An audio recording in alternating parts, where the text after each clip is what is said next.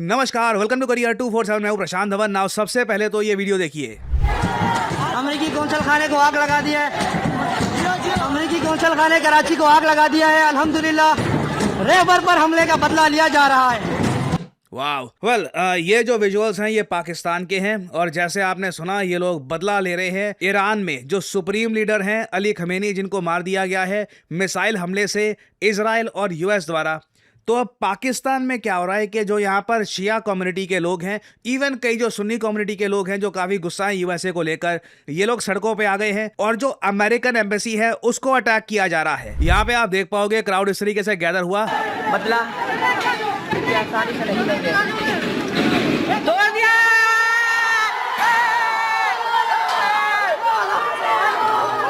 क्या civic sense की कमी है यहाँ पे। और हिजबुल्लाह के झंडे लेकर सीधा ये लोग अंदर चले गए और इन लोगों ने काफी डैमेज किया है।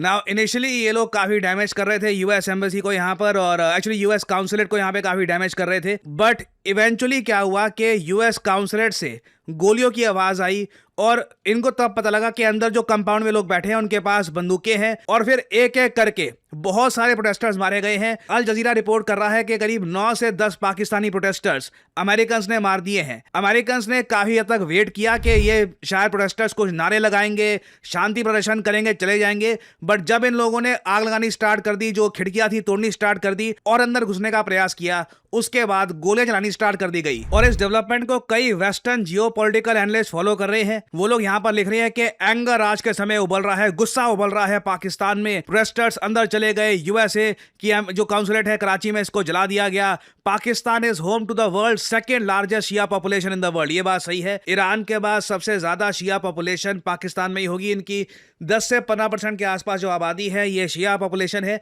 और उनके लिए ईरान के अली खमेनी बहुत ही ज्यादा इंपॉर्टेंट थे। और जिस तरीके से अली खमेनी को मारा गया है इसके रेपरकशंस तो इनको फेस करने होंगे। नाउ ये विजुअल्स देख करना कई अमेरिकन कंफ्यूज्ड हैं। मैं नीचे देख रहा था, कुछ लोग लिख रहे थे मगर पाकिस्तान तो हमारा एलाई था ना, तो ऐसे यहाँ पे हमारे झंडे क्यों जलाए जा रहे हैं। इससे पता लगता है कि अमेरिकन की जियोपॉलिटिकल समझ क्या है। ये समझ लेते हैं कि आसिम मुनीर व्हाइट हाउस आ गया, ट्रंप ने बोल दिया कि Asim Munir my favourite field martial, तो मतलब आम पाकिस्तानी भी इनका दोस्त हो गया। और मुझे यहाँ पर यह भी समझ में आता है कि आप में से कई लोग ये क्यों कहते हैं कि सर इंग्लिश में वीडियो बनाया करो, बट क्लियरली कई अमेरिकन शॉक्ड हैं ये सब देखकर कि हम तो सोच रहे थे कि हम यहाँ पे सपोर्ट कर रहे हैं पाकिस्तान का। इवन राइट नाउ मैं आपको ये बता दूं, डोनाल्ड ट्रंप कंप्लीटली बैक कर रहे हैं पाकिस्तान को in their small conflict against Taliban. ये जरा आप देख पाओगे, ये जो 2 आर्टिकल मैं आपको दिखा रहा हूं ना, ये डोनाल्ड ट्रंप की अजीब सी पाकिस्तान फॉरेन पॉलिसी को हाईलाइट करते हैं। यूएसए देखिए कंप्लीटली सपोर्ट कर रहा है पाकिस्तान का right to defend itself against Taliban. Pakistan जो बॉम्बिंग कर रहा है आज के समय अफगानिस्तान की, इनकी एयरफोर्स जो बॉम्ब गिरा रही है, ये यहाँ पे ट्रंप कह रहे हैं कि फुल सपोर्ट, हम बिल्कुल यहाँ पे आपको सपोर्ट करते हैं। नाउ इसके रिस्पॉन्स में जब यूएस और इजराइल ने ईरान की बॉम्बिंग करी तो ना सिर्फ पाकिस्तान ने इस बॉम्बिंग की आलोचना करी, साथ में ये भी कहा कि ईरान के पास राइट टू रिटेलिएट है, कि बिल्कुल ईरान को रिटेलिएट यहाँ पर करना चाहिए और अगर रिटेलिएट ये करता है तो ये जस्टिफाइड होगा। ये यूएसए की अजीबोगरीब फॉरेन पॉलिसी है रिगार्डिंग पाकिस्तान। ना पाकिस्तान की जो जनता है वो कंप्लीटली यूएस के साथ है, जो काउंसलेट में हो रहा है आप देख सकते हैं। ना पाकिस्तान की लीडरशिप जेन्युइनली यूएस को रिस्पेक्ट करती है, बट फॉर आप कह लो पैसों की वजह से या जो बिटकॉइन वाली जो कंपनी है उसमें इन्वेस्टमेंट की वजह से डोनाल्ड ट्रंप ने एक बहुत ज्यादा प्रो पाकिस्तान स्टांस रखा है। जब भी ये बात करते हैं शहबाज शरीफ की, आसिम मुनीर की, कहते हैं कि मेरा फेवरेट पीएम, मेरा favourite field marshal, and frankly this foreign policy makes no sense. आप कंपैरिजन में देखोगे इजराइल की तरफ से ऐसी ऊट-पटांग स्टेटमेंट्स कभी नहीं आती। दे वेरी मच नो कि पाकिस्तान का क्या स्टांस है, पाकिस्तान किसको सपोर्ट करता है, और कभी भी आप देखोगे इजराइल ऐसी अजीबोगरीब स्टेटमेंट्स नहीं देगा।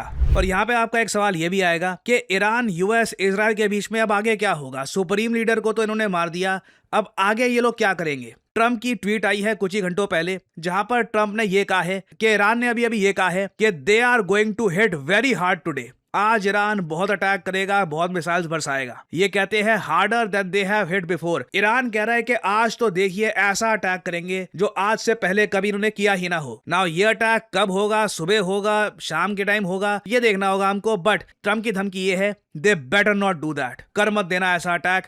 However because if they do, अगर ये लोग ऐसा अटैक करते हैं तो हम लोग ऐसी फोर्स से इनको अटैक करेंगे जो आज तक देखी नहीं गई है। यहाँ पे आप देख पाओगे, we will hit them with a force that has never been seen before. क्या यूएस कोई ऐसा वेपन जो अभी तक किसी ने देखा नहीं है, कोई ऐसा स्पेशल वेपन जो अभी तक इन्होंने दुनिया को दिखाया नहीं है, वो यूज करेंगे ये लोग ईरान के against? We don't really know, but Netanyahu ने भी ये बात साफ कर दी है कि अभी इन लोगों के ऑपरेशंस खत्म नहीं हुए हैं। नेतन्याहू ने यहाँ पर कहा है कि आने वाले कुछ दिनों में हम हजारों टारगेट्स को अटैक करेंगे of the terrorist regime. We will create the conditions for the brave people of Iran to free themselves from the chains of tyranny. तो अभी भी इनकी उम्मीद यही है कि ईरान के नागरिकों इस अपॉर्चुनिटी को जाने मत दो, अपनी सरकार के अगेंस्ट विरोध करो। बट टू बी ऑनेस्ट, जो मैं अभी तक देख पा रहा हूं ना, ज्यादातर ईरान में जो दिख रहा है, लोग दुखी है कि सुप्रीम लीडर को मार दिया गया है। सरकार के अगेंस्ट ऐसे वायलेंट प्रोटेस्ट के बिल्कुल सरकार की बिल्डिंग के अंदर चले गए, जैसे नेपाल में हुआ था या फिर बांग्लादेश में हुआ था, वैसे दृश्य देखने को नहीं मिल रहे अभी भी। बट नेतन्याहू कह रहे हैं कि तुम्हारी मोमेंट आएगी, do not sit idle because your moment will arrive soon, the moment when you must take to the streets. तो अभी कुछ ये मेरे ख्याल से सरकारी बिल्डिंग्स को अटैक करेंगे। उसके बाद इनको उम्मीद ये है कि जो जनता है, आम जनमानस, ये बस ओवरथ्रो कर देगा सब कुछ। और एक थ्योरी यहाँ पर यह डिस्कस की जा रही है इजराइल के प्लान की, कि शायद इजराइल ईरान का बंटवारा करना चाहेगा यहाँ, क्योंकि आप देख पाओगे old citizens of Iran, Persians, Kurds, Azeris, Ahwazis, Baluchis, जी हाँ, ईरान में भी बलूच रहते हैं। Now is the time to unite your forces to overthrow the regime and secure your future. जिस तरीके से ये अलग अलग एथनिसिटी के लोगों को यहाँ पर कर रहे हैं एड्रेस, एक पॉसिबिलिटी ये भी है कि ईरान का विभाजन करने का प्रयास किया जाए। इसके बारे में ईरान के जो सिक्योरिटी चीफ है ये ऑलरेडी मेंशन कर चुके हैं। Groups seeking to divide Iran should know that we will not tolerate it. Already मैं देख रहा हूं कि ईरान के कई ग्रुप्स अलग अलग झंडे के, अब हम जी यहाँ पे कुर्द का अलग देश बनाएंगे, बलूचों का अलग देश होगा, और अलग तरीके से ये बाकी जो पर्शियंस है उनका एक अलग देश होगा। इसकी बातें शुरू हो गई है। और अगर यहाँ पे आपका सवाल ये है कि मगर इजराइल ऐसा क्यों चाहेगा, इजराइल ईरान का बंटवारा क्यों चाहेगा, तो इसका आंसर आपको मिल जाएगा इंडियन सब कॉन्टिनेंट में। वेस्ट ने देखिए काफी बार इतिहास में कंट्रीज को डिवाइड किया है और आपस में जो लोकल उनकी वॉर्स है उसमें उलझा के रखा है कई दशकों तक। फॉर एग्जाम्पल इंडियन सब कॉन्टिनेंट में आप देख लीजिए, ये पूरा हिस्सा अगर एक वन सिंगल कंट्री होता, क्या फोर्स उभर के आती है दुनिया में। ऑलरेडी इंडिया एक बहुत ज्यादा इंपॉर्टेंट फोर्स है, बट हमें काफी बार उलझना पड़ता है पाकिस्तान के साथ। बांग्लादेश से आवाजें आती है कि जी नॉर्थ ईस्ट में हम कुछ कर देंगे वगैरह। That is a problem for India. Similarly आप अगर कोरियन पेनिनसुला देख लीजिए, ये नॉर्थ कोरिया साउथ कोरिया का डिवाइड ना होता तो Korea would have been a much stronger country. तो ईरान का देखिए विभाजन ये लोग कर पाएंगे या नहीं कर पाएंगे वो अलग बात है, क्योंकि कई बार होता है कि ईरान के अंदर इंटरनली आप मान लीजिए कुछ ऐसे आयरन मैन बैठे हैं कि देश का विभाजन नहीं होने देंगे, देश को जोड़ के रखेंगे, वो देखना होगा। बट बिल्कुल कोशिश की जाएगी कि ईरान का विभाजन कर दो। कल को ना न्यूक्लियर बॉम्ब बनाने के पैसे होंगे, आपस में ये लोग लड़ते रहेंगे, बॉर्डर अजीब सी ड्रॉ कर देंगे, टेढ़ी सीढ़ी सी लड़ते रहेंगे कि जी ये पहाड़ हमारा है, ये पहाड़ तुम्हारा है। 50-60 साल ऐसे निकल जाएंगे इनके, और फिर आपस में जब लड़ेंगे तो दोनों को F-16 फाइटर जेट और पकड़ा देंगे, दुनिया की एंटरटेनमेंट और साथ में फ्री में होगी। तो ये मुझे एक प्लान दिख रहा है इन लोगों का। ये लोग सक्सेसफुली ये लोग प्लान इंप्लीमेंट कर पाएंगे या नहीं कर पाएंगे, that remains to be seen. तो आने वाले समय में हमको देखना होगा कि पाकिस्तान में कितने ज्यादा अटैक्स होते हैं यूएस एम्बेसीज पर। क्या आसिम मुनीर एक स्टैंड लेंगे और मिलिट्री डिप्लॉय करेंगे यूएस एम्बेसीज की प्रोटेक्शन के लिए? कुछ अपडेट्स होती है तो मैं आपके लिए जो अपडेटेड वीडियोस है लाता रहूंगा। फाइनली यहाँ पे आपसे सवाल पूछूंगा, स्काई स्ट्रिंग ये 6th जनरेशन मिसाइल है, beyond visual range air to air missile. Bharat बहुत ही इंटरेस्टेड है ये मिसाइल परचेज करने में। आपको बताना है कि ये मिसाइल किस कंट्री ने किया है डेवलप। ये है यहाँ पे आपकी ऑप्शंस, रशिया, इजराइल, जर्मनी या फिर जापान। कमेंट सेक्शन में करिए उत्तर। जो लोग देंगे सही आंसर उनकी कमेंट को मैं दे दूंगा हार्ट, ताकि बाकी लोग समझ पाए कि सही उत्तर क्या है। करियर 247 मतलब के जॉब अपॉर्चुनिटीज। ऑलरेडी मैं आपको बता दूं देश भर में कई युवा हैं जो करियर 247 की हेल्प से आज के समय अपनी ड्रीम जॉब में अपना करियर आगे बिल्ड कर रहे हैं।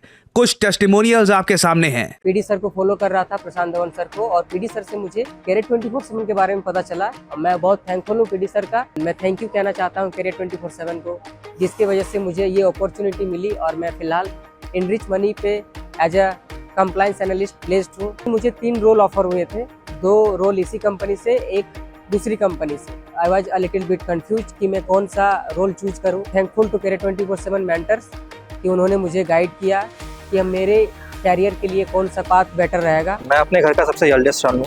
मुझे गाइडेंस करने वाला कोई नहीं था, पता नहीं था कि ज़िंदगी में क्या करना है। तो मैंने खुद ही से डिसाइड किया कि मेरा स्किल गैप है, जॉब है, लेकिन सेटिस्फेक्शन नहीं है, लाइफ में क्या करना है पता नहीं है, सैलरी भी सेटिस्फाइड नहीं है। तो उन्होंने मुझे सजेस्ट किया डेटा एनालिसिस प्रोग्राम, मैंने ज्वाइन किया।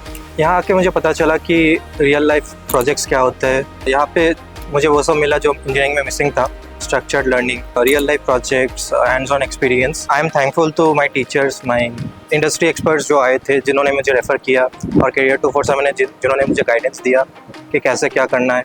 उन्होंने मुझे हर स्टेप में गाइड किया, हर एक इंटरव्यू के पहले मुझे प्रिपेयर किया। लोग हमेशा पूछते हैं कि तुमने ये कैसे अचीव किया।